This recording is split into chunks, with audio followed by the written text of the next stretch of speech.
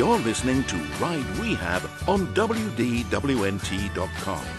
And now, here are your hosts, Tyler Mann and Thomas Kiernan. Welcome to Ride Rehab. I'm Tyler Mann. And I'm Thomas Kiernan. And today we're recording this episode from inside the abandoned animation studios at Disney's Hollywood Studios. If you look through the little windows that DreamWorks used to spy on Disney through, you can see us. Hi. What's up? Anyways, today we're doing an entire episode about Hollywood Studios. The vision of Hollywood that Michael Eisner wanted in his head, but isn't actually Hollywood because Hollywood doesn't actually exist anymore. Or it didn't either in like the 80s when they opened the park. The metaphorical Hollywood. Yeah, I understand that. That was something that kind of needed to be explained to me later because I didn't understand the Hollywood Boulevard with all the characters there. And I didn't understand why they were there, if they were meant to be parodies of famous people or just characters. But if they're just characters of what it's meant to be like in Hollywood, then suddenly that all makes more sense. Before we go on with our tour of Hollywood Studios, where we decide what we're going to rehab and what's good and what we would change, let's take just a brief history of Hollywood Studios for those who don't know. Imagineers had designed a great movie ride pavilion for Epcot. However, ever since Disney's best friend, Michael Eisner, decided it should be its own theme park, they just made this entire idea. So it opened up in 1989. It had a working film, TV, and animation studio, all of which are now almost completely gone. The theme of the park was dedicated to like a fantastical version of Hollywood, but now it's mostly just Star Wars. They had distinct areas of the park which included Hollywood Boulevard, Echo Lake, Grand Avenue, the almost defunct Pixar Place, the almost defunct Animation Courtyard, and the soon-to-be Marvel Land Sunset Boulevard. Future areas of the park are going to include Star Wars Land, otherwise known as Galaxy's Edge, otherwise known as Batuu, and Toy Story Land, otherwise known as Andy's Backyard, otherwise known as We Had No More Budget. So let's start off with, I remember going to this park in 1997 and being scared by almost everything. I did not want to go in the Indiana Jones Stunt Show, but I remember my dad being a part of it. I remember the great movie ride scaring me because there was a lot of scary parts in it, like the alien. And I never wanted to even go near the Tower of Terror because it also looked terrifying. What I'm trying to say is there's a lot of scary stuff in the park from back then. But now it's like 90% Star Wars, and I really, really hate that. And I'm sure other people do as well. Well, let's start with the theme of the park overall. When it opened, it was, this is a real working movie studio here in Florida, of all places, and we're going to take you behind the scenes of the movies and the TV shows and music and everything that you watch and all the kind of products you consume. But now it has turned into, we are going to place you in these stories. It's no longer about how movies are made, but you are in the movie at the moment, which was what Universal's theme was, which is ride the movies, which is odd. If I may, my theory for the reason of the change from being in the movies to seeing how movies are made, I think it's because before, how movies are made was not, I don't want to say common knowledge, but it was not as sort of widely known. There weren't a lot of behind-the-scenes DVD featurettes. We didn't see a lot of making-ofs. Exactly. And so now the idea is escapism. We are taking that aspect of movies and turning it into a physical place where you can escape your troubles for a few hours. People can make a movie on their phone in like 10 minutes now. Precisely. The way movies are made have also changed. Yes, the way movies are made have changed exponentially, even from when the park opened. And they never updated anything. I do like that slice of old Hollywood, because it harkens back to a simpler time, where we have a lot more dynamic characters. Let's start there, actually. Okay, because we have three distinct sort of Hollywood areas, which is Hollywood Boulevard, Sunset Boulevard, and then Echo Lake, which are all sort of based on actual places or inspired by actual places. So as soon as you walk into the park, you're at Hollywood Boulevard, which is a common street in Hollywood. We see the Man's Chinese Theater all the way at the end. And no, I'm not going to make a man's joke because my last name is also Man with 2 N's. But we see the Chinese Theater in the distance, and all these shops that you can actually go into and buy and shop and everything. And at the time they had parades sort of around this area as well. Like it felt old Hollywood, and it still does. Like it's like Main Street, where it evokes this feeling of a place, but not any specific actual place or any specific time. And that's kind of the Star Trek of the park, where it's like, this is what we can be, and it's just a representation of what we hope movie making is like, but then it's nothing like that at all. From especially this past year or so, we've discovered the seedier underbelly of the Hollywood machine. Yes, and we'll talk about the overall theme on this episode as well. Yes, because obviously there's so much you can do with this park. It does not need to be Hollywood, and we know Disney's already tried to change that with very little success. But the thing that always kind of weirded me about the park was that the entry gate was pretty simple. Like when we have Main Street, we have the Main Street train station. We walk through the tunnel, and then we have to like sort of come out. We see these attraction posters teasing us into the park. All the other parks don't really have like a spectacular entryway, because they have that big, as Disney likes to call it, weenie in the middle that draws your eye or draws you to that part of the park. Like in this case, it's the Man's Chinese Theater. We have the Tree of Life in Animal Kingdom, and then we have Spaceship Earth at Epcot. But we don't have like a spectacular entry gate for these parks. I guess you don't need one, but it would look a little bit nicer maybe if it was themed to like a studio that you're walking through. If that's sort of like you are going into the movies, make the entry gate a studio. Disney Paris actually has that. Their Main Street is in an enclosed studio building. But everything in there is actual shops and stuff. It's just enclosed in a building. That Hollywood Boulevard Street, I mean, there's not really anything that really stands out. I don't know. I would never really spend a lot of time there. There's sort of that Crossroads of the World statue that's directly in the middle.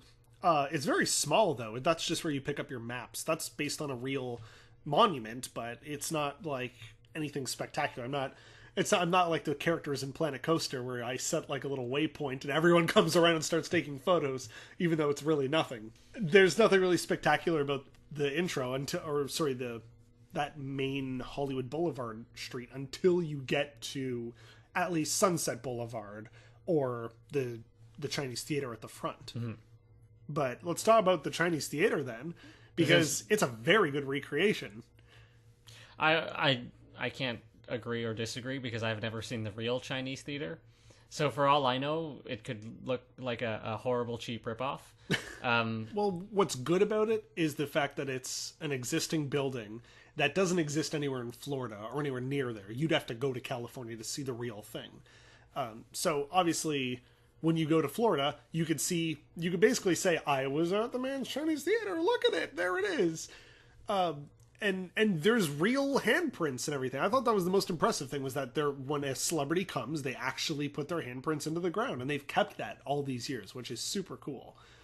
Is it the best representation of what Hollywood is?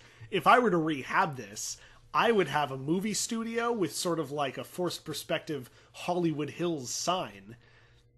Because that's what people think about when they think of Hollywood, is that actual sign itself, the one that used to say Hollywood Land, but then the land got destroyed, and then BoJack Horseman stole the D. Anyways, if I would change that area, I would put in Hollywood Hills and a studio. But I mean, should we talk about Mickey and Minnie's Runaway Railway? I think we have to if we're going to talk about the Great Movie Ride. So, obviously, talking about how the Great Movie Ride needs to be rehabbed is a bit pointless, since because it's gone already. It's gone. Let's just throw this out into the open. I'm not a Disney expert. I'm not going to pretend to be a Disney expert. But do you know what that grants me? That grants me a certain sense of distance, and it means I'm not loyal to anything.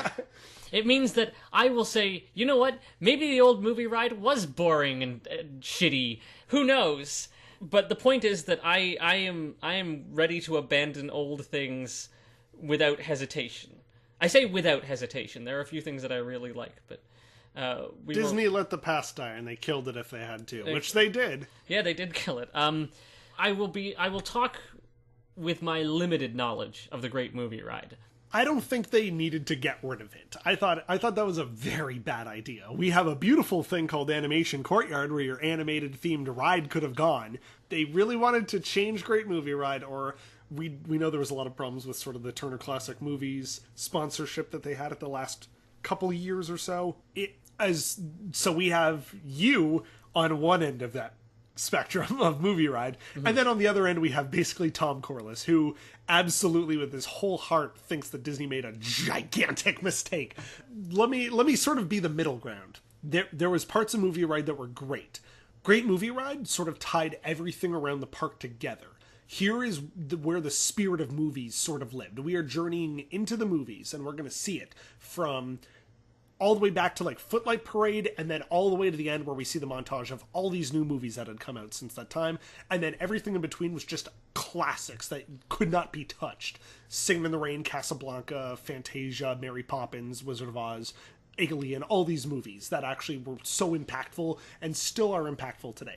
Great Movie Ride tied all that together into a neat bow so that the centerpiece of the park, that Chinese theater, had this ride in it that it was an example of the park. Epcot has Spaceship Earth, which represents communication and how all of us grew as a planet, basically. It is about the advancements in technology that we have made, which is what basically the entirety of Epcot is about. Basically. And there's this feeling that ties it all together. In Animal Kingdom, we have the Tree of Life, and what better way to represent nature and animals than a tree? Mm-hmm. And then we have the Magic Kingdom's castle, which also just sort of is this testament to what Walt wanted. He wanted this giant castle in the middle of the park, and somehow it worked with every single area around it as well. It was that standout centerpiece. People don't see fantasy castles, and here is one. And then Mickey and Minnie's Runaway Railway is not going to represent anything of what Hollywood Studios was or is. The Great Movie Ride does not need to be those movies, in this humble person's opinion. And especially now, look at the movies that Disney has bought. The movies that impacted filmmaking up until now, that are now under the Disney umbrella. We have Indiana Jones, we have Star Wars, easily one of the biggest. What else did they buy? They have the rights to Avatar. They have the rights to Avatar, the highest grossing movie until Star Wars. All the Marvel films that are money makers. The Marvel films aren't such a huge way. The Marvel films aren't really old enough to be the staples of cinema now. I mean, obviously now they are. They are going to be. They are going to be because 20 years from now they're going to look back and be like, man, those guys were sure obsessed with superheroes. Hey, Ron, you mind giving me some of that irradiated rat meat? Sure, John. Are we in Fallout? Yeah, because by then we've devolved and the human race has destroyed itself in 20 years. The point is that those movies can be replaced. But by giving it not only Mickey Mouse and the new version of Mickey Mouse, it just feels out of place is probably the best way to put it.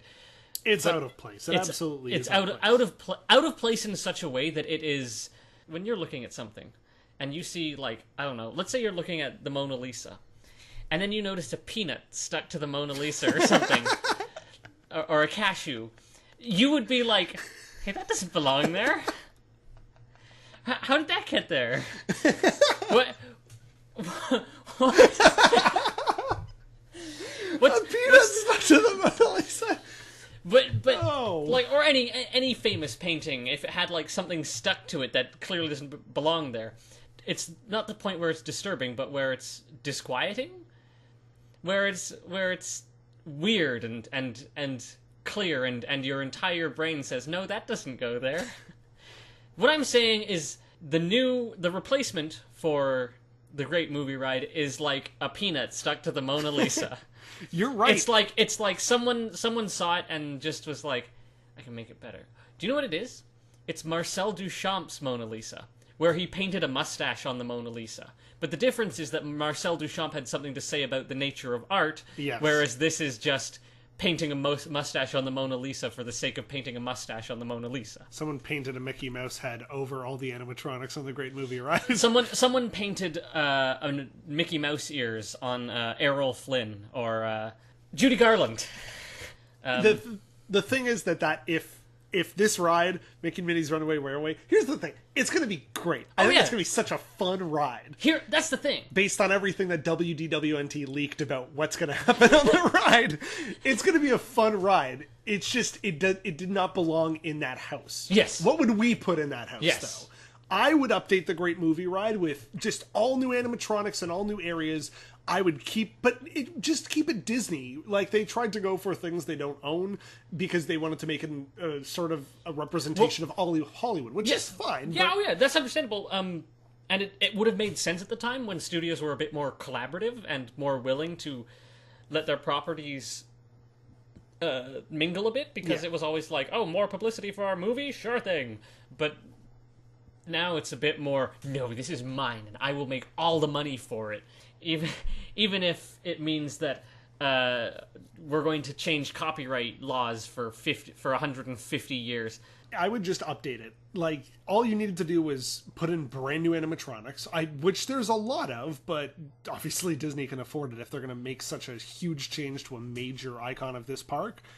And I would just update all the animatronics, make it all Disney properties, and you could say, like, here's the history of Disney films, starting all the way back at, like, I don't know, Flowers and Trees or Steamboat Willie, all these sort of iconic cartoons, and then work its way up. Here's some live-action movies. Do you remember some of these? And just have animatronics. Here's the computer that wore tennis shoes, and remember that monkey who just, like, murdered people? I don't remember half those live-action films, but anyways, tell that story of the Disney company, if anything. If you're going to tell it all about Disney movies. One problem with that. They have that. It's called Walt Disney Presents. Oh, yeah. So we don't need a ride about that. I was going to say, you get the essentials. You get The Wizard of Oz. And you get Casablanca.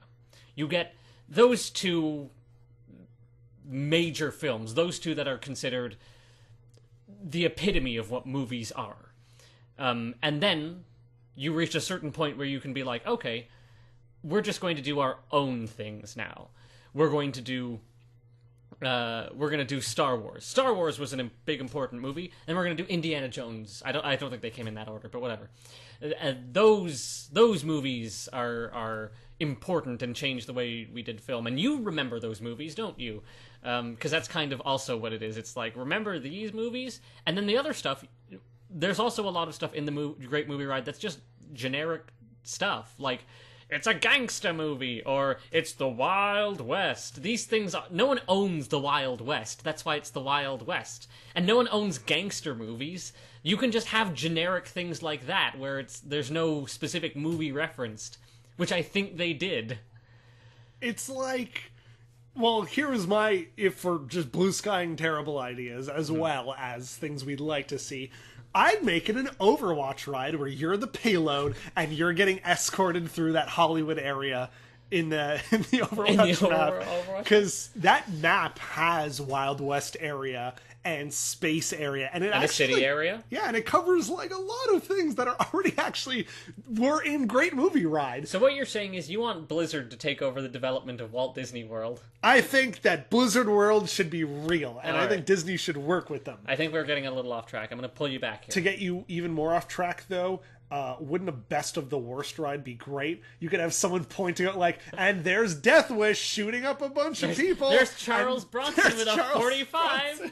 Or there's Cameron Mitchell. There's Cameron Mitchell sitting on a chair. That's right. Yeah. The whole ride could even just be Cameron Mitchell's progression, where it's like, here's young Cameron Mitchell in Westerns doing things, and then here's Cameron Mitchell in the early 70s, where his career isn't going where he thought it would be. And here's Cameron Mitchell in the 80s, where he's drinking himself to death. And here's Cameron Mitchell. That's right. And it's him sitting in the chair from what's it called? Low blow. Low blow. That's. And he could be like, "Here's the Johnson family getting eaten by alligators." It's just. Oh, that would be for the full full run. It could best of the worst land. Take a spin on the wheel of the worst. Red letter media land. Red letter media land. Anyways, what we're trying to say is that the icon of this park definitely should not be Mickey and Minnie's Runaway Railway. Yes, but they're trying to change the name to something, and people are like, no one can agree on a name because Hollywood Studios works perfectly. It doesn't make sense taking away the Hollywood because we still have all these Hollywood themed areas. Yeah. It doesn't make sense taking away the word studios, and it can't just be Cinemagine. Like, none of the words make sense. Someone came up with Storyverse. Like, that's not. But that's what. I know Epcot's not a word, but Storyverse is like a video game title. There's a small I wouldn't call it a theme park. There is a park in London, Ontario called Storybook Gardens. Oh yeah. And the thing you just said made me think of that. But I was going to say devolving into storybook and fantasy type stuff is the Magic Kingdom's job. This is supposed to be about movies. Has there been a Mickey Mouse movie? I'm sure there's been there's never been like a full feature film. Like we had stuff like Mickey's Once Upon a Christmas. Oh yeah, we have the made for TV garbage. Yes, they are Mickey Mouse movies or like cartoons that are like a couple minutes long.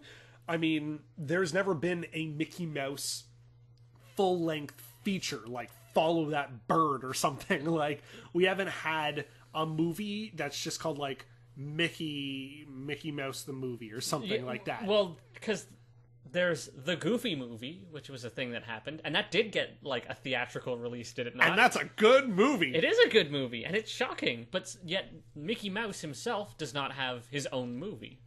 I thought Epic Mickey would be that property to go off of. I mean, that could have been a movie. Basically, if they were to keep the old Great Movie Ride, what they would do is they would take out the properties that they can no longer afford and just put their own in there, ones that they now own that are staples of cinema, and then update a few of the animatronics, make it look a little better, maybe give it a smoother ride, just because the whole an actor or your guide runs off and then some new person comes along, that doesn't need to be there, and breaks the flow a little bit. So maybe something less Jungle Cruisey as far as that. Let's move on to Echo Lake, which is sort of the first location that branches off of Hollywood Boulevard. And Frozen for the first time in forever. Now, this theater has had possibly the weirdest history. The Hyperion Theater is sort of that first thing you see when you walk into Echo Lake area. It started off with Superstar Television, which like showed you how television shows for ABC got made, puts you into some of those TV shows. Then we had Doug Live. Remember Doug? And that was a thing. Then we had Get Happy with ABC, where it just showed you clips from upcoming ABC shows. And then we had the American Idol experience, where people from the parks got to actually audition to be in a show. And then you were in one of 3 shows throughout the day. And then the winner, they actually just sang songs, karaoke, and then the winner of that show throughout the day would move on to a final. So there'd be 3 finalists. The winner of that would get a chance to be on American Idol, getting to skip the line in their local location. Eventually it turned into like a cruise, and then eventually they just had no prize because American Idol they just couldn't keep giving out free stuff like that. Anyways, that closed, and now it's Frozen for the first time in forever. Come listen to a tedious 20-minute recreation of Frozen with 2 very annoying hosts. If you're an adult, they're very annoying. And see some of the characters and sing karaoke like you already do in your like shower or whatever. I refuse to watch this show because as much as Frozen was a decent movie that I would not rewatch multiple times, I don't want to sit, and I don't like that entertainment value of, we're not going to show you the movie, we're not going to reenact it like Finding Nemo, we're just going to tell you the plot of it like story time, but try and add this like journey into imagination kind of comedy from like the 90s. We tried to watch it, but we couldn't because we couldn't get past the introduction. It's those two hosts, and they're like, we're the royal storytellers of Arendelle. And they just go, well, here's what happened. Anna woke up, and she was a little girl, and then Elsa came out. Sorry. You look like you were gonna do the whole thing. Yeah, that's what it is. It's a 20-minute, very different retelling by two random storytelling people who are the storytellers of Arendelle. They bring out some of the characters. Like, they purposely don't talk about Kristoff's character, and then Kristoff comes out and he's like, what? I was in this story, and it's like, is this funny? Like, who's this for? Oh no, we left out Kristoff, who just actually didn't do that much in the movie, sort of thing. And it's so weird. I don't understand why this is here. I understand why they bring in tons of people to this theater, like multiple times a day, and they fill seats. Let me use some Disney terminology. It's a people eater. It's an attraction that brings in a large number of people to sit in seats and watch a 20-30 minute thing and get them out of the Florida heat and sitting down into a chair, and also out of the queues of other rides that have a lot of lineup time. And there's 5 of these at this park. And this is just one of them. There's also Indiana Jones. There's the Beauty and the Beast show. We have 2 Star Wars shows and of 2 different fireworks sort of light show projection shows. Okay. But the fireworks stuff tends to be the whole park is supposed to come and sit and watch them. Because tons of people go to see these. Things like Fantasmic aren't. It's a people eater, but it's meant to eat like most of the people in the park. Right. It's the finale of the day at the park. Sure. But these other shows like Indiana Jones and these shows have been like Indiana Jones and Beauty and the Beast have been there forever. Yes. And they have not changed. What I'm trying to say is this Frozen show and this whole theater is taking up a lot of real estate, like right next to Echo Lake. And not only could you put an attraction there, but you could put something that's not one of these cookie cutter stage shows that we see so often at other other parks. The way you describe this to me, it's like you say cookie cutter, but I'm like, it sounds like they didn't want to be in the cookie cutter, and they said, we're gonna have 2 hosts who tell the story, and it's gonna be different, but then it's also going to be boring, and we're just gonna do the songs. When I say cookie cutter, I mean like people come out and go, hey guys, do you want to hear a story? Oh yeah. Well, we're gonna do this, and then you do the thing. But Tyler Mann, that is all of Disney. We don't really see this kind of thing at other parks. At Epcot, we have a lot of sort of themed entertainment at each area, but there's not a massive theater that does a show multiple times a day. You mean a live show? A live show. There's not a lot of those. There is the theater that's next to Journey into Imagination that plays the Pixar. Yeah, that would typically have a 3D movie or an attraction or something like that.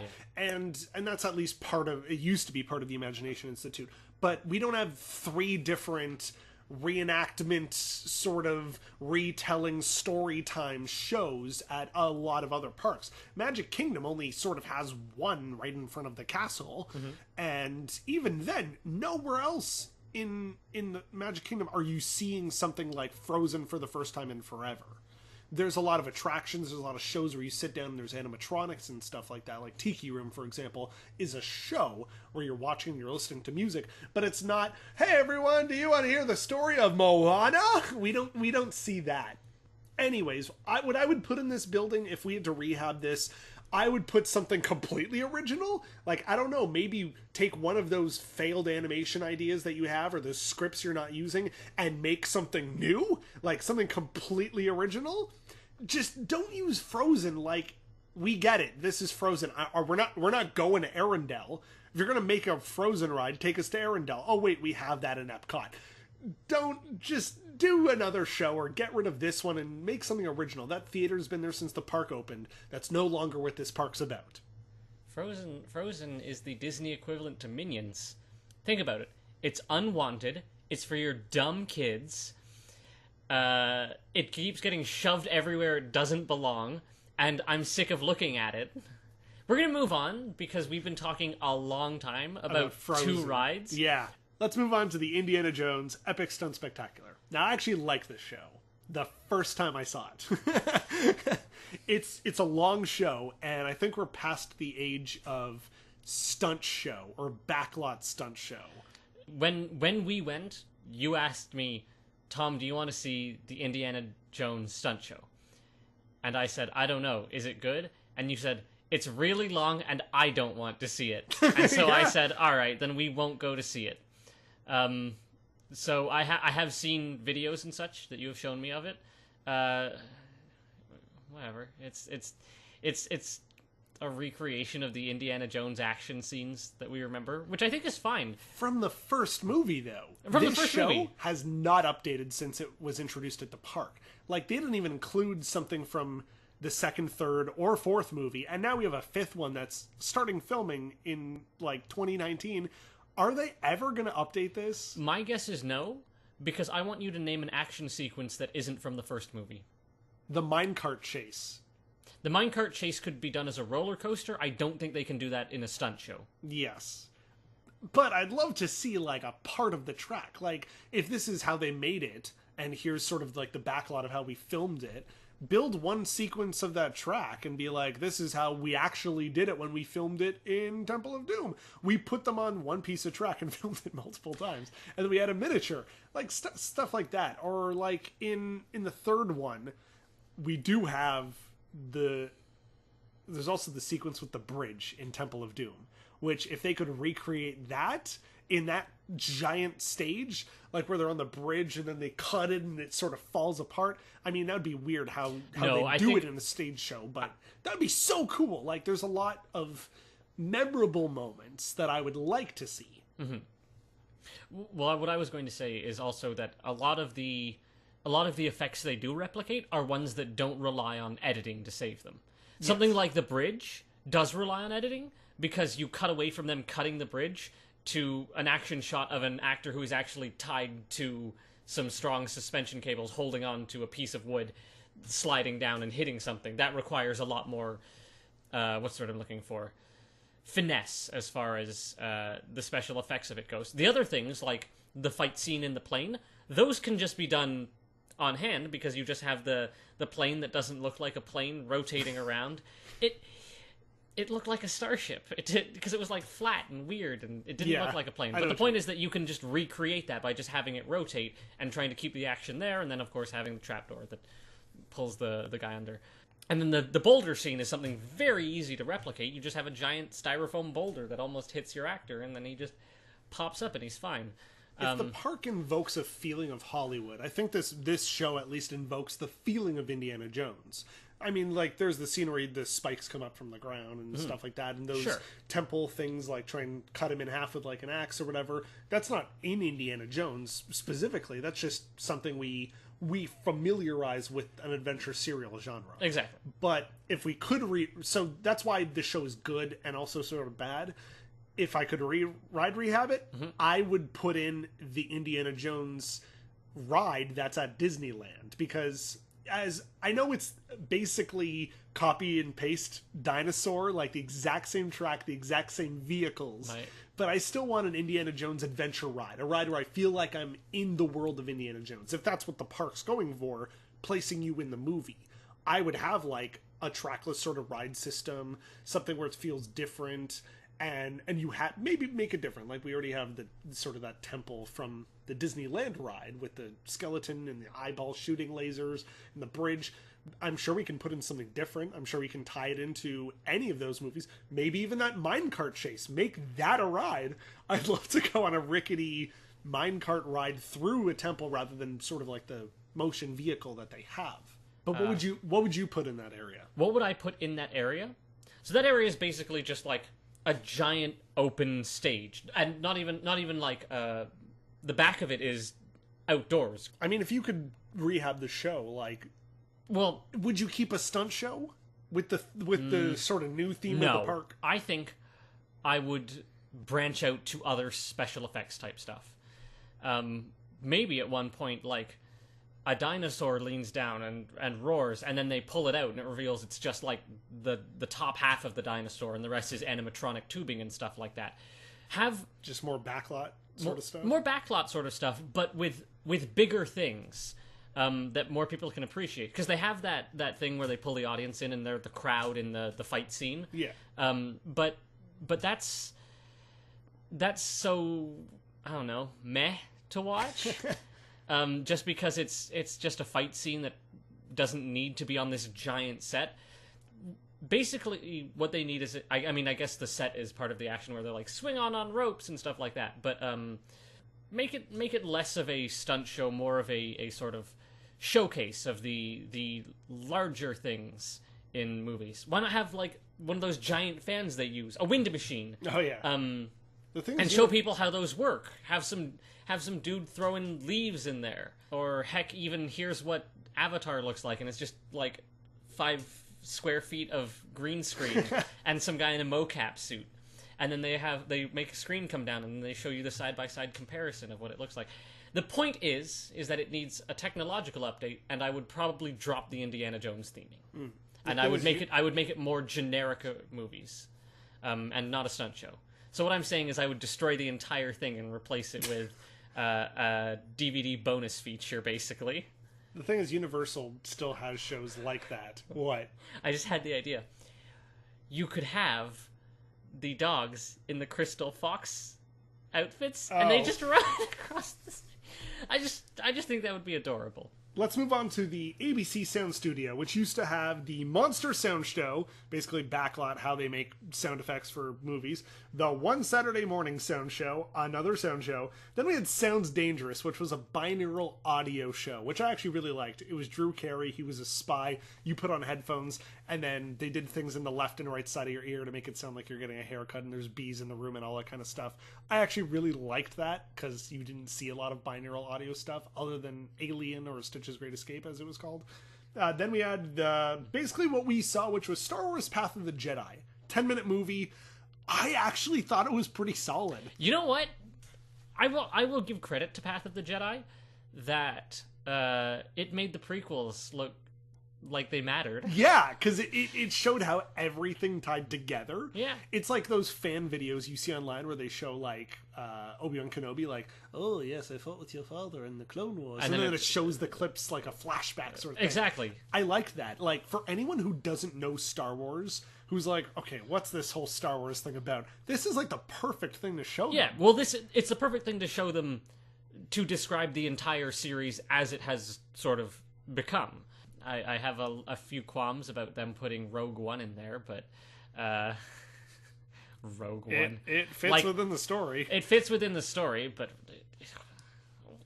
I'll ride Rehab Rogue One at some other point. But Path of the Jedi was lots of fun. I think what elevated it to be beyond just like some fan edit on YouTube was the fact that it had the lights that were synced up to the video screen. Oh yeah, I forgot about that. Yeah, that was really fun. fun. Theater effects. That was It was a nice. I think it was also in a position where it's right between two larger attractions, or it's at a point where it's nice to sit down and just hang out in the theater.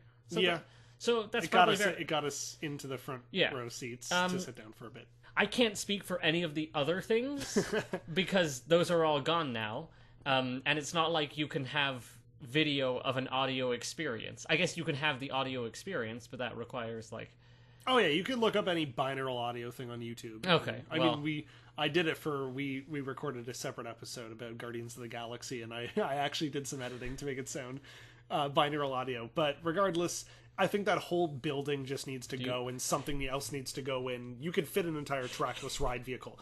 That whole area, the theater for Frozen, and let me just finish this bit. Okay, no, what were you going to say? Well, I was going to say, I think...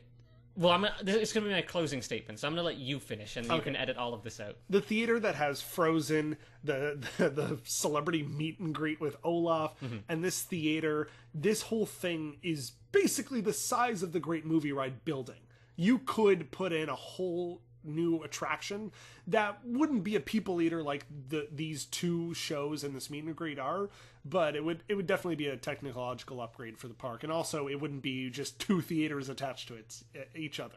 I think the ABC theater was pretty small. It was fairly small because that attraction just ran very quickly. Path of the Jedi needs to reach a point where you think it would logically conclude, and then it's going to go on for much longer than it needs to.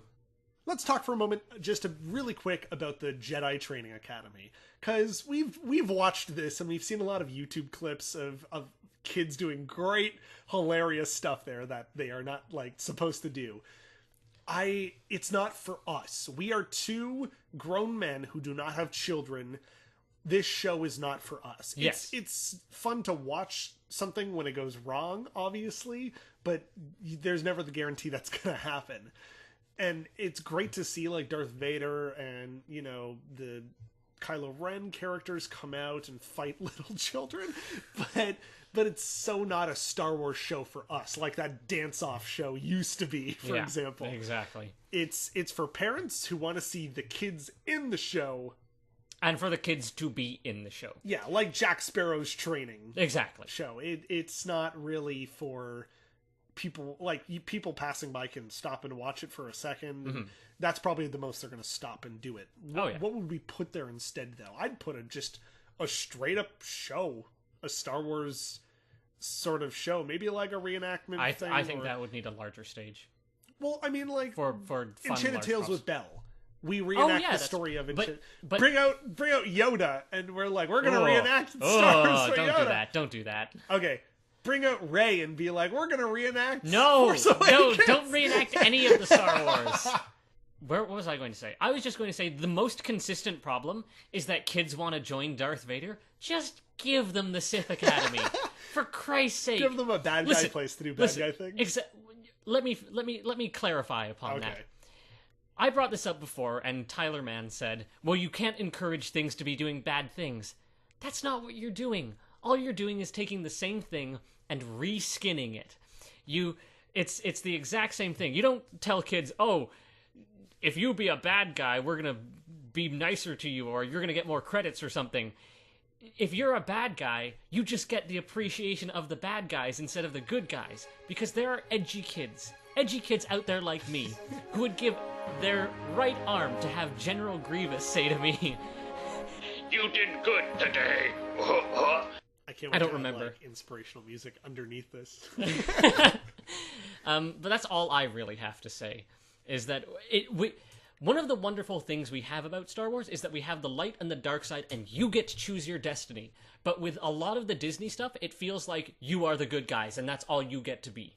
Speaking of Star Wars, let's move on to the end of Echo Lake. Star Tours: The Adventure Continues. Solid ride, right? Star Tours is great. But here's the thing. We're going to have Star Tours, and then the Muppet Courtyard next to it, and then Star Wars Land. I think at some point Star Tours is going to go. It will be... I think they are going to get rid of Star Tours. Intriguing. If it's not in Star Wars Land, why are they going to separate it in a different area of the park? If they were getting rid of Muppet Courtyard in the future and connecting these sort of two areas, which, by the way, never do that. Do not get rid of the Muppets, or you will lose a lot of respect from Muppets fans.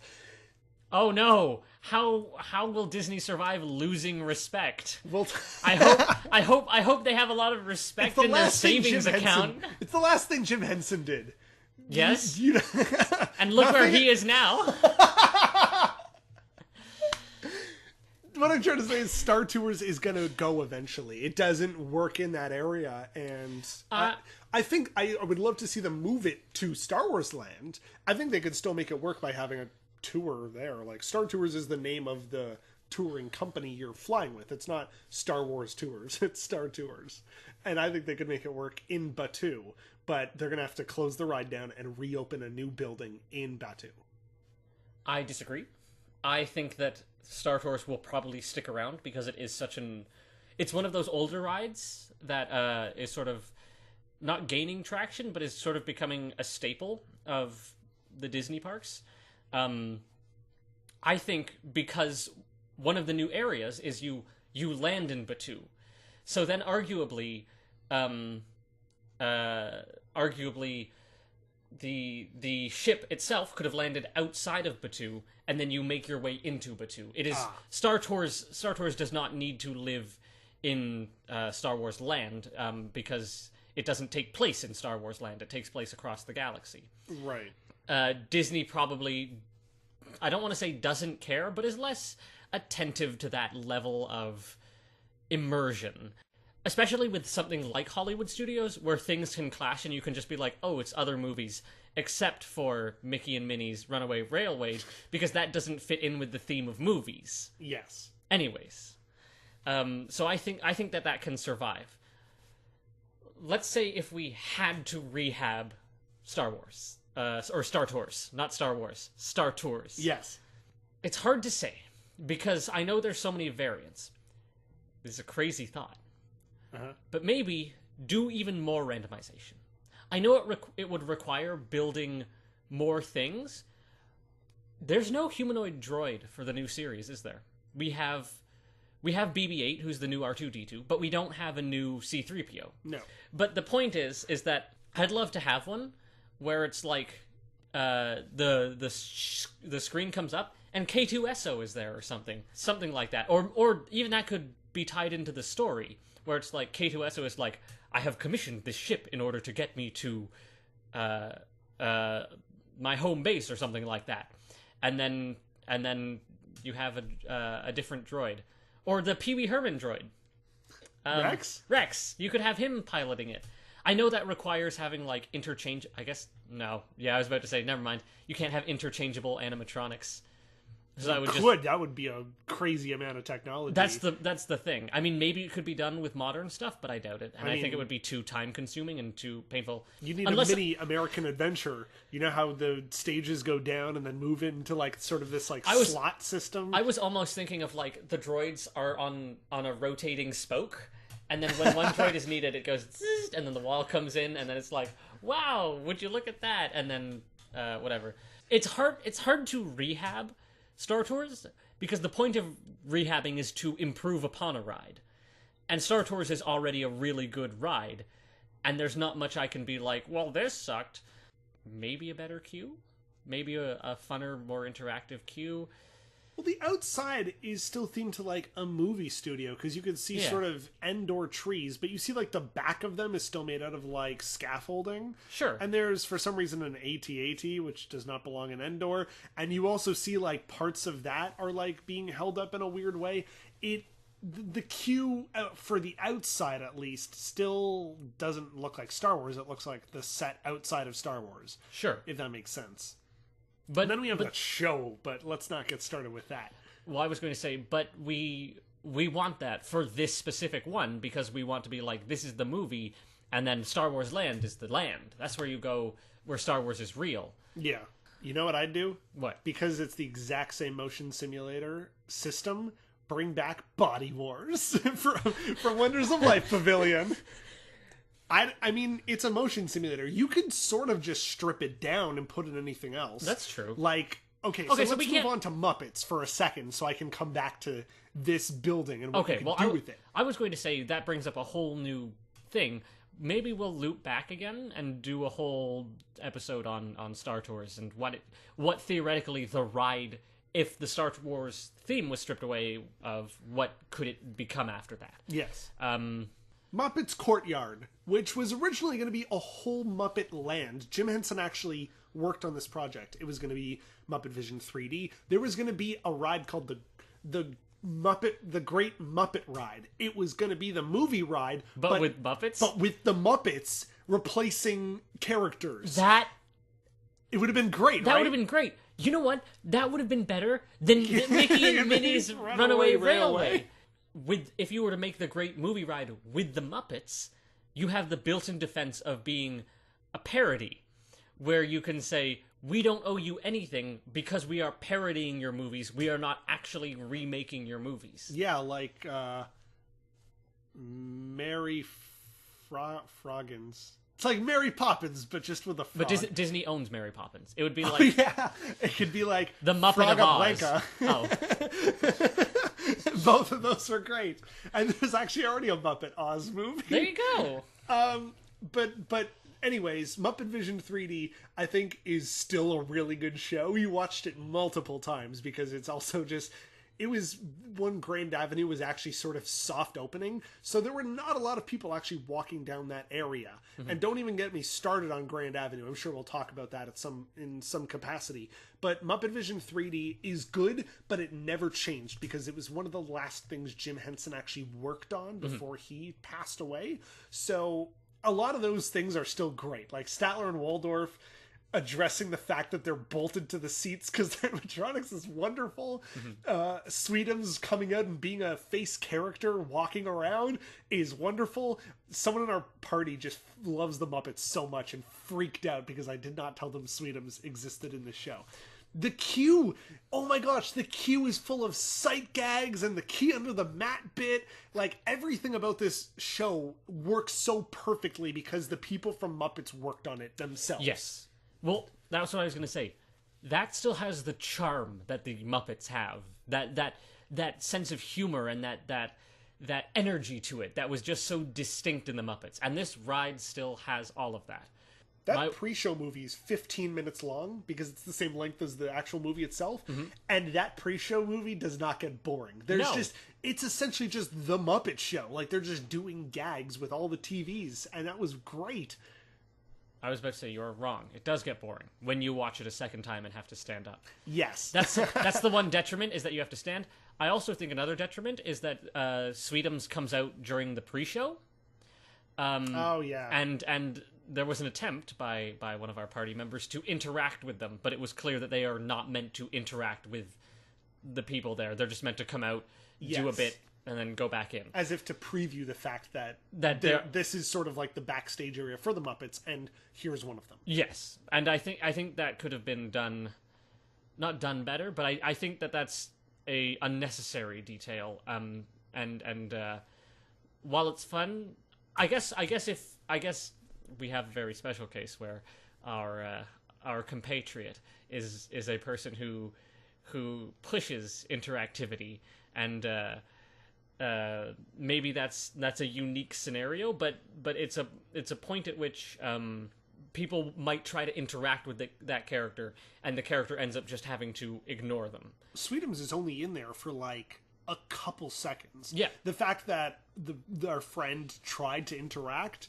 and it failed was just something that I think only happens with our party, because kids would just go, oh, Sweetums, and then by the time they do that, they're gone. But it's entirely possible that a kid might go, Sweetums, Sweetums, over here, and then the Sweetums just ignores them. They don't even have like pre-recorded audio of Sweetums going, sorry, I have a job to do, or something like that, which would help a lot. If even if they say sorry, but I can't interact with you because we don't have enough voice lines, then that's fine. Just some way of Sweetums acknowledging that there is an audience there, other than just walking in with their mouth wide open and then walking out. Exactly.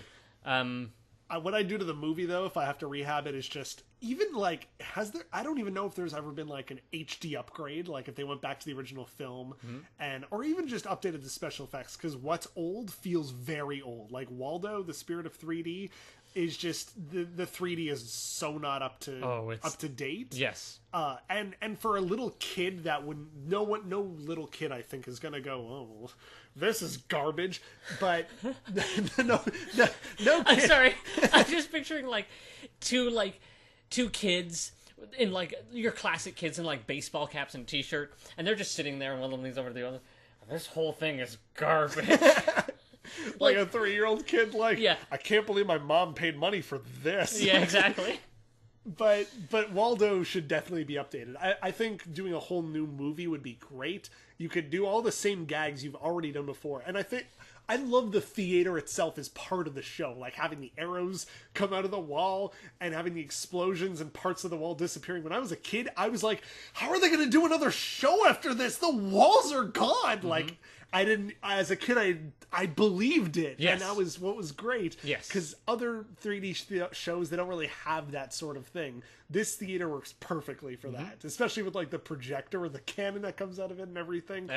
everything about the Muppet Vision 3D, every detail and everything that happens feels like an extension of the movie, and that this entire space was meant to entertain you, not just the screen, not just the animatronics. It's not a movie that was shoved into this theater. Exactly. This theater was designed for this movie. And that's what makes it great. If I could change anything, though, maybe take out Waldo. I mean, I like the spirit of 3D sort of thing, but Waldo he gets really annoying. Well, I think that might be the magic of, you can use all the original footage and stuff, and then reanimate a new character in there. Yeah. It'll still be called Waldo, but you can change the voiceover dialogue and such, and it will be less annoying or something. I'd like to see the new characters, though. Like, I guess Walter's pretty much the only one, but Walter, Deadly, the bear character. Like, I want to see all these newer characters that we haven't seen in the Muppets a lot. Mm-hmm. I want to see them in this movie. So I'd like to see a brand new Muppet movie. I don't think you could take the Muppets out of this theater, though. Yes. Well, I was going to say, the one problem that Disney has with this ride is that because the movie and the theater are so intertwined, it's very difficult to change one without changing the other. Yeah. And then changing the physical theater would require probably a lot of structural reworks. A lot of downtime. Exactly. You know how it's at the end, it crashes through a wall, and it's meant to be like you're looking outside to the fire truck comes in. What's going to happen instead is that early in the movie, it's going to crash through, and stormtroopers are going to run in, and the Muppets are going to suddenly be in Star Wars because Star Wars. If I could just suggest something, yes. This has been debated because Grand Avenue is sort of been designed specifically to be like a lineup area just to get into Star Wars land. Mm-hmm. I would love to see Muppet Vision temporarily replaced with Muppets Present a history of Star Wars. Like, the Muppets reenacting the Star Wars movies in like a couple minutes each. I would love that. That would be great. So even if you can't get into Star Wars land, or you're waiting to line up in Grand Avenue, like something Muppet Star Wars, like an inflatable screen should pop up and play a movie or something like that. Yeah. I would love that. I would love a Muppet Star Wars movie. I think it would be so funny. Okay. I do want to say one thing about Pizza Rizzo, because it used to be Pizza Planet, but now it's Pizza Rizzo, the best pizza on the planet, which is a sign outside because they needed to add that little homage to Pizza Planet. But that building is not really Muppets themed. When we went in, we were sort of like, this is sort of a lack of theming. Pizza Planet used to have an arcade in it, and it was themed to Pizza Planet. But in this case, I think they just needed a lot of restaurant space because a lot of people are not going to be able to go into Star Wars Land. They are going to need to go to the first restaurant that's there. 1, Baseline Tap House. 2, Pizza Rizzo. Those are going to be your 2 quick service. Grab a beer, get drunk, and eat some mediocre pizza, because that's what that place is for. It's just a bigger space that they took the arcade out of to accommodate for Star Wars Land. Let's move on to what is most likely not going to be Pixar Place. All 3 buildings that it's sort of taking up, like the main one, the adjacent building, and then what's basically going to be like the back area where everything else is lined up. All of that actually used to be working studios. Mm-hmm. And the backlot studio tour would start on the left side. It would go through sort of like the special effects tank, and then you actually walked through both of those buildings. Right. You could actually see, like, if you look at Google Maps, you could see the one sort of suspended hallway on a second floor that went across all these buildings all the way into Walt Disney Presents, which is also now gone. Like, all of that is gone because Pixar Place is basically going to get closed off. It's going to be a back hallway for Toy Story Mania, and Toy Story Mania's facade is then going to be on the opposite side where Toy Story Land is going to be. Yeah. I like Toy Story Mania, though. Toy Story Mania was fun. It's one of the few rides that's really interactive. Yes, we talked about this before. The difference between interaction and immersion. Yes, and this one being one of the most interactive ones. Yes, and interactive in a way that doesn't feel horribly dated, like Spaceship Earth, where it's like the horrible touchscreen and the terrible photo. and the vision of the future. It's a future laser blasting ride. It's like Buzz Lightyear Space Ranger Spin, but this time it's all with video screens, and it's 3D, which is another added level of really awesome when like a pie hits you in the face and sort of stuff. Yeah. That being said, it's kind of a forgettable ride. It is, because it doesn't have story. Yes, and the other, I guess, arguably, it's an arcade. You don't need story.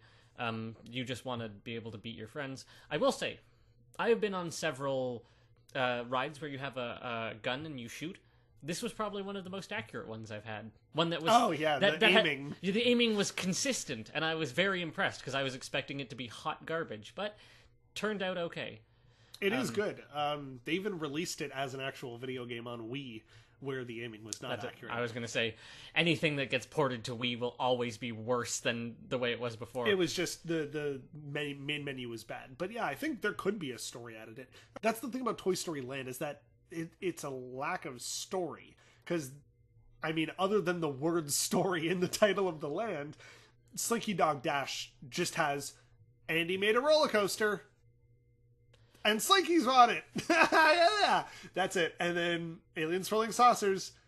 Andy built a Alien Swirling Saucers ride. And this one, Andy built a Midway for his toys to play in. If I may, I'm okay with there not being much story. Yes, it means that the park suffers a little bit. But if you think about playing with toys through a child's perspective, sometimes there isn't a story. Sometimes they just want to shoot at things, like in the Midway. Yeah. Or sometimes they just want to build a roller coaster. It doesn't have to work. They just want to build it. I mean, this one obviously does work because it's a real roller coaster. But the point is that it doesn't need a story. And the other thing is that the story of Toy Story is so specific to a singular person that it's difficult to separate the story from that and tell your own story without the fact that these are Andy's toys. Well, like Star Wars is about characters, but what they're doing with their land is making it general enough that it's Star Wars, but you're still experiencing some kind of Star Wars story. Exactly. And in this one, the idea is that to be with the toys, or to experience it with other toys, you have to be the size of a toy, meaning you are the toy, and it's your toy story. And here's just other things that are in Andy's backyard, as an example. I don't know if you can make it a story. I mean, obviously those video screens can be changed out with anything. Mm-hmm. You could say, hey everyone, we're going to open up the Buzz Lightyear toy set. Okay, well here's our Midway. We have to defeat Surg. Like, just something simple like that just adds that level of immersion, I guess. It's very clear we're in a Midway vehicle and we're going through all these video screens and stuff. But right. Anyways, it's the most interactive. Mm-hmm. But it still works, and I really like it. I wouldn't change it out, because with Toy Story Land going in there, obviously we could talk about what we would change in Toy Story Land, but we'll have to wait for that to actually open up, and for us to go in there to do an episode like that. When is Star Wars Land set to open? 2019. 2019? We could probably do a full retrospect of the Star Wars franchise for a special for the opening of Star Wars Land. Yeah, in a year. Yeah. Well, if we're even still doing this in a year. But anyways, we're going to move on. Moving on to the Animation Courtyard. How about that Little Mermaid puppet live-action laser video screen show? Oh, actually, you know what? I was okay with that. That was pretty good. This was sort of like the lasers above us. That's right, and then it looks like the water goes over us. Yeah. The puppeteering is great. It's that black light sort of people's players, which is a Canadian thing. Oh yes. I think visually the show, and technically the show, is incredible. Do we have a scene where Ariel's legs turn into fins, or just at some point does she just like disappear from the audience view and then her legs show up? To be completely honest, I've seen this 3 times and I don't remember. All right. If we see her transform or not. Then my guess is that we do not, because if we did, I feel like that would be a spectacular effect that they show us. Yeah. The only thing that bothered me about this show was the big Ursula boss fight at the end, where they get into the plot of Little Mermaid. I'm like, all right, I'm following what's going on, and then it cuts to Ursula, and it just like it does a clip show of what happens in the movie, and then just projections of laser Ursula laughing, and Oh yeah, yeah. It basically it's has to very take. vague Yeah, I what was gonna say happens. it takes basically the entire third act and just like turns it into a nonsensical series of images and Ursula laughing in lasers. It's called The Little Mermaid. It's not called The Very Large Evil Octopus Lady. That's true, I guess. It is focusing on Ariel. They did cut it. Like, that show is different than all the other ones. It's not a 15-minute retelling. Yeah. It's like 7 minutes. Like, it's so condensed. It's less than like a SpongeBob episode. I was about to say, they cut out the entire conflict of that movie. They cut out her the whole bit with her voice, yeah. Yeah, and they also cut out the fact that Ursula disguises herself as a princess and then becomes a horrible tentacle sea witch later. That's all cut out of that. Could you imagine the fun you could have with the visual effects of a lady who reveals that she's an octopus?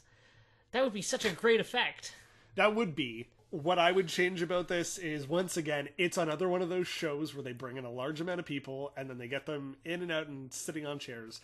It's a people eater show.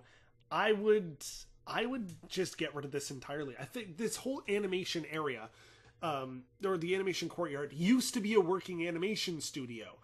And it's not that anymore. Like, that is entirely gone. But the size of these buildings, like Disney Junior Live on Stage, The Voyage of the Little Mermaid, Star Wars Launch Bay, which I don't even want to start talking about. I just want to say get rid of all of this, because this could be a whole new area. If you're going to keep it Animation Courtyard, this is where Mickey and Minnie's Runaway Railway should have been. Mm-hmm. This is where you can put basically a whole animated area. Like, what if we had every princess's cottage or something? Or Tiana's restaurant, for example. Like, this would be the perfect place to put that. Stuff that we recognize from animated movies. Or like a Big Hero 6 motion simulator attraction. Just, if you got rid of all of these things, you have so much room for so much animated film potential. Because this is Star Wars is going to be Star Wars and Lucasfilm, and Toy Story sort of is that Pixar representation. And we have sort of these other Hollywood areas, but animation, you could cover so many of the, like, over 50 Disney animated movies that you have. Or this would be like, I think I've shown you a bit of what Mickey and the Magical Map looks like on YouTube, for example. That's the one with Yen Sid and sort of that very epic Mickey vibe with the paintbrush. Mm-hmm. A show like that would fit here perfectly, but I think it's time to get rid of... I don't know if that animation building is still being used, because there's like 3 adjoining buildings attached to it, but that would be the perfect time to... I think that's going to be the next phase. Phase 1 is Toy Story Land, Phase 2 is Star Wars, Phase 3 is going to be this area, because once Star Wars Land opens, Launch Bay is going. Yes. And because we're then going to have a place to buy all our Star Wars stuff is going to be in Star Wars Land. I was about to say, Launch Bay's not even a place to buy it all. Oh, no, it is, isn't it? It's the end of Star Tours. No, it's not the end of Star Tours. Star Tours also has a place to buy it, but Launch Bay had the meet and greets. I was going to say, Launch Bay feels like a placeholder. Launch Bay feels like something that is temporarily here until they can find something better to put there. After the animation studio closed, this was a meet and greet area. The actual place where the animators animated behind the glass, that was gone. They made it a meet and greet.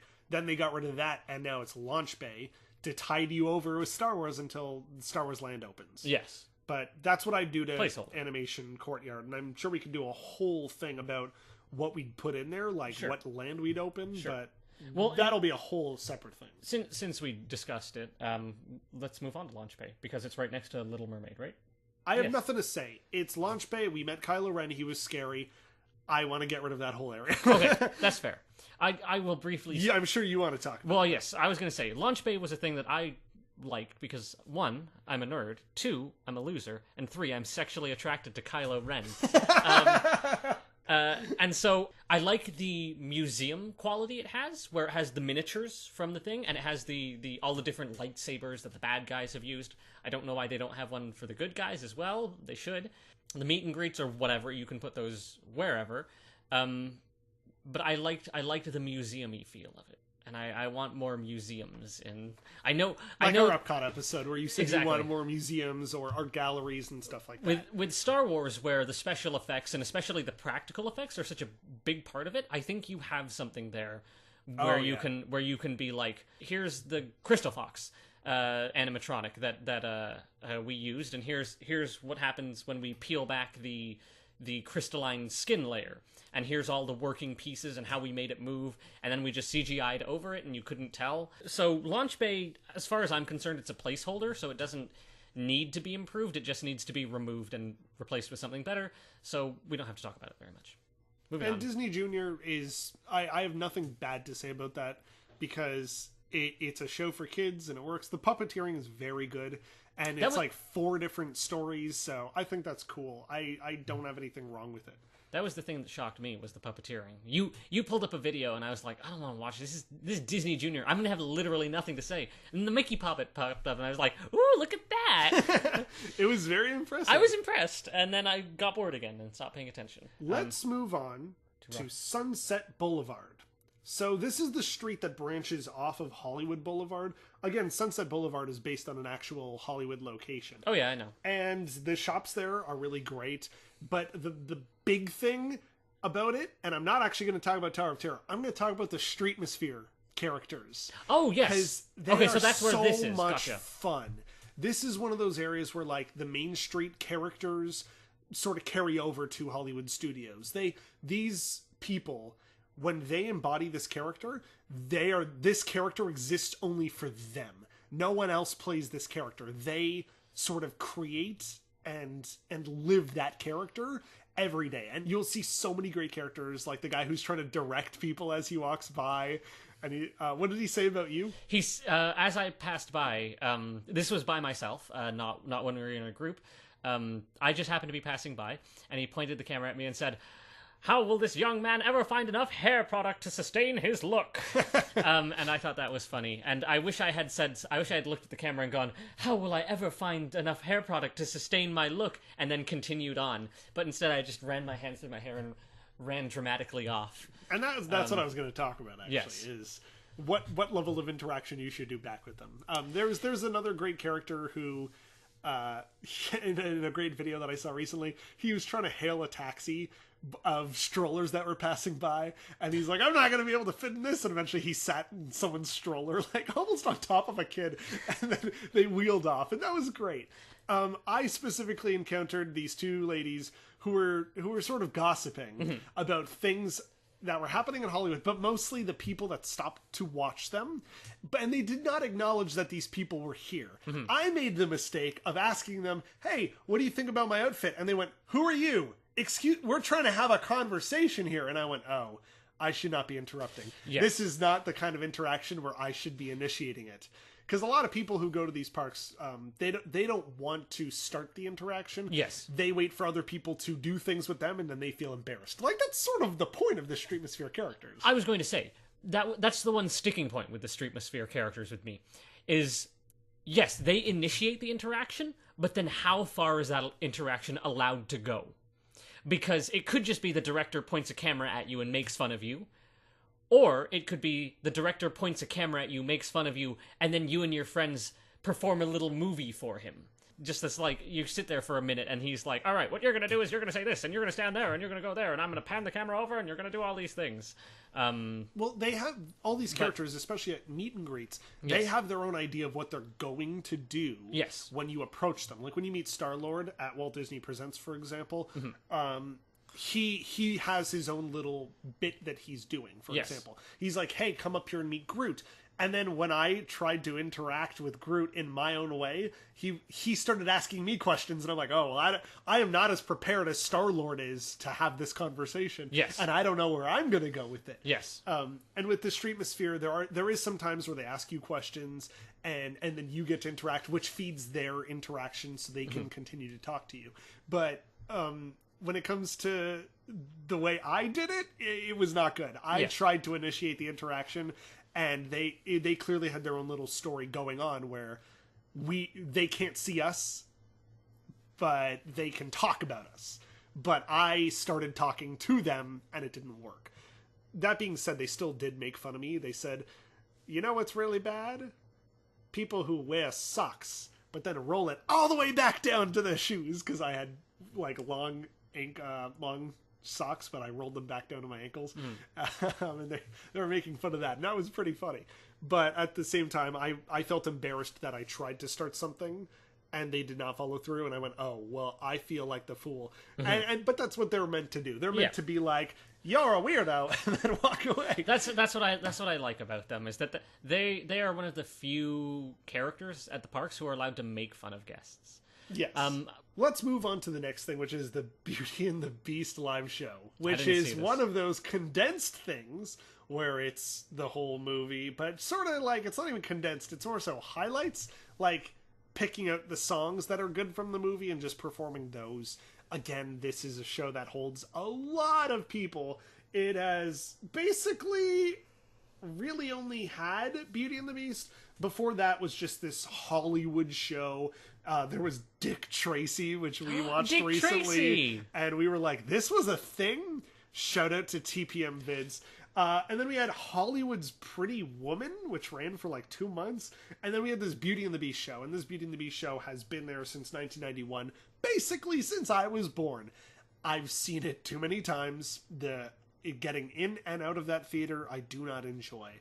If I could change it to something else, I don't know, maybe a new ride or something more Hollywood themed, like maybe make it look like Hollywood Hills. I know we already have the Hollywood Hills Amphitheater, which is specifically Phantasmic, but I would prefer to have something like, I don't know, if this is your Hollywood street, maybe the Great Movie Ride, like maybe a ride about movies. Like, put in something movie-themed. The shops there are pretty standard, and that sort of quick service place that we ate at had probably the best, like, loaded potato that we ever had. But that show is just, it's the same. I use the term cookie cutter again. It's, let's retell Beauty and the Beast. Here's Beauty and the Beast. Be our guest. Remember, be our guest? We've extended it with a crazy dance sequence. And I've seen it far too many times. It still entertains a lot of people throughout the day, but I'd prefer something else. And like I said, this is a good place to put maybe Great Movie Ride. I mean, there's not a lot of room where that theater is, but Great Movie Ride would be great there. What about you? I don't care about Beauty and the Beast. I don't care about this show. I'm sure it's a quality show. I'm sure some hard-working professionals put it on. Some solid dancers, some maybe solid actors. We should probably specify that about these shows. We don't hate the people in the shows are giving 110% absolutely. every time. Well, we don't know that for sure. For all we know, they could go backstage and be like, sick of doing this dance. The actors in these shows are giving it their all. As far as we can tell, the underpaid actors in this show I'll say it again. The underpaid actors in this show are doing their best. Whether they are professional actors, dancers, so on and so forth, or not, remains to be seen. I assume they are. But regardless, we are not criticizing the quality of the performance. We are criticizing the rudimentary nature of the productions and the repetitive nature of them as well. Yes. Let's move on to Rock and Roller Coaster, which is probably the only representation of music at this park, like, in terms of Hollywood. Yes. We have a lot of movies, we had TV, which is sort of gone by now, but this represents sort of music, because the entrance of this ride specifically is a record label. It's G-Force Records. Yes. And, I mean, Aerosmith is one of those bands that was popular. They're popular now. I don't know if they're still going to be this popular in the future. If I may, I think the problem with music is that it's one of those few things that really shifts quickly. Yes. It's not like movies where a movie has a resonating effect on things henceforward. Music has a similar thing, but the artists themselves are more transitionary. Where, yes, rock and roll is a very specific period and movement in music, but there's a bunch of different rock and roll artists, all with sort of equal levels of fame. Why Aerosmith? Why not Queen? Or why not the Beatles? Presumably because Aerosmith, all of them were still alive when they made this ride, and so that's why they did it, unlike Queen and the Beatles. I mean, most of it was just for the pun, right? Rock and Roller Coaster. Sure. Sure, but the other thing is that you could literally not have a band at all and just be like, we're a radio broadcast system, and here's the hot ticket music that's been put in movies so far. And then brings me to my rehab. Yes. I'd say to get rid of Aerosmith, as great as they are, you can still keep Aerosmith in the ride. But the pre-show where you're being introduced to the manager, it feels so rushed, right? Like, it feels like they filmed it. I mean, it is filmed in one take, but it's only like 40 seconds long. But no, well, I was going to say, it feels like it was filmed in one take and one take only. They were like, well, that's what we got. We can't make these guys any better actors. Or this lady who might be their actual manager a better actress. 'Cause she was bad. She was so bad. She was worse than Steven Tyler, and that was shocking to me. I'd say get rid of them altogether, though, and introduce one new, maybe celebrity cameo, or just any actor, really, who can act, and have them be like, I'm the head of G-Force Records, and you're my band. If this is the whole thing of, you are going to be in Hollywood. You are the band. They load you into, like, smaller pre-show rooms where you're not, like, 40 people, but... Obviously, you could keep the whole idea of, like, the stretch limo. The idea that we're calling you the biggest limo we could find, and it being a stretch limo, and that's the ride vehicle. I think that's great. Yes. I like that. I like the whole theme of you go into the alley, and you're launching down the highway. Like, all that stuff feels pretty good. I would make it, you are the band, and we need to get you to your concert. And so... this music is what you said before. The music that's playing is a radio. You're tuning into KRNR, the rock station, for driving down the highway. And then the song that plays is always different. Because we have Aerosmith songs that are always different. Yes. This one would be a different rock band every time. Yeah. It doesn't have to be you, the band, singing, but it could be a different song. In that case, you could use Queen. You can use other bands like, I don't know, Green Day, or they're not rock, but any other rock band. When you leave the ride, isn't it like a red carpet thing? Yeah, it's a red carpet, and you were seeing an Aerosmith concert on the screens.